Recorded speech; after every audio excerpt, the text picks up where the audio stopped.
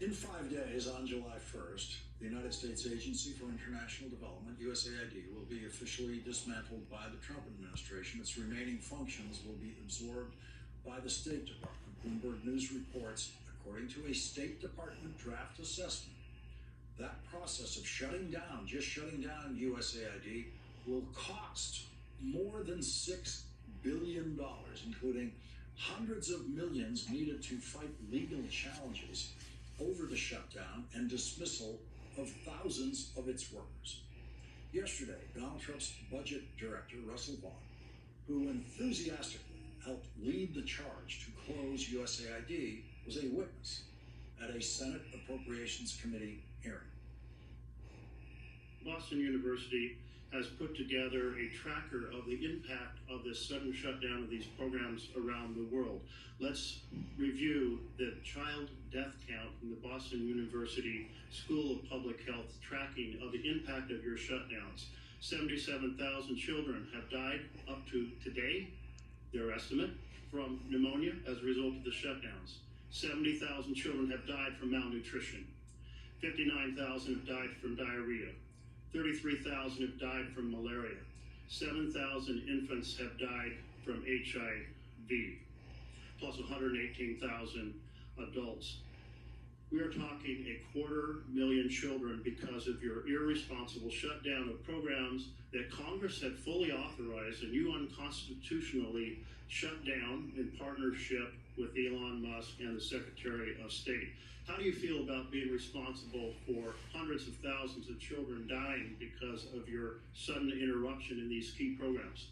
I reject the assertion. You chose to shut down programs in the middle that have resulted in hundreds of thousands of children dying in the last few months. I find that abhorrent, and few Americans have ever had such a devastating and disasterly impact. New York Times columnist Nick Kristof writes, a child dies of malnutrition-related causes every 15 seconds or so, even as 185,535 boxes of Plumpy Nut are stacked in a warehouse in Rhode Island, already paid for by American taxpayers. Navin Salem, chief executive of Adizia Nutrition, which makes the peanut paste and owns the warehouse, says the United States government owns the boxes, but now doesn't seem to know how to move them to where they're needed. So the government accumulates storage costs for Plumpy Nut as children die for want of it.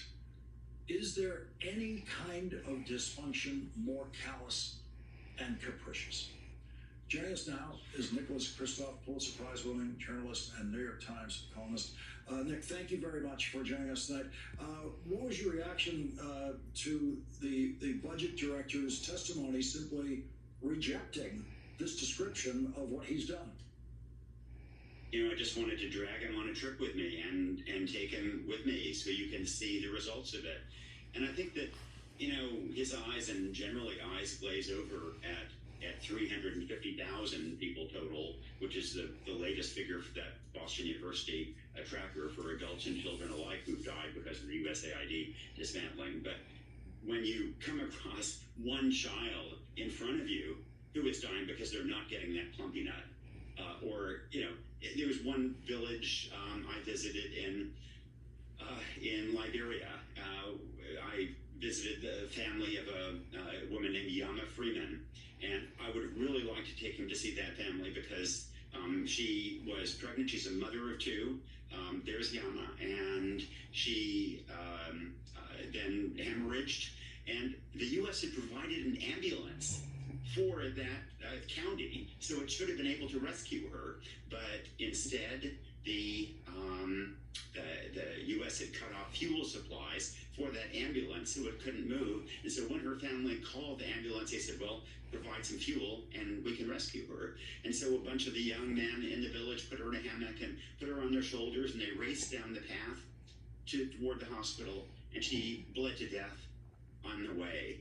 And, you multiply that by thousands and thousands, and that's what happens when you have this rushed, capricious, unthought out collapse of USAID. You get women in villages like that, Kayaka in Liberia, bleeding to death unnecessarily, leaving 2 children behind.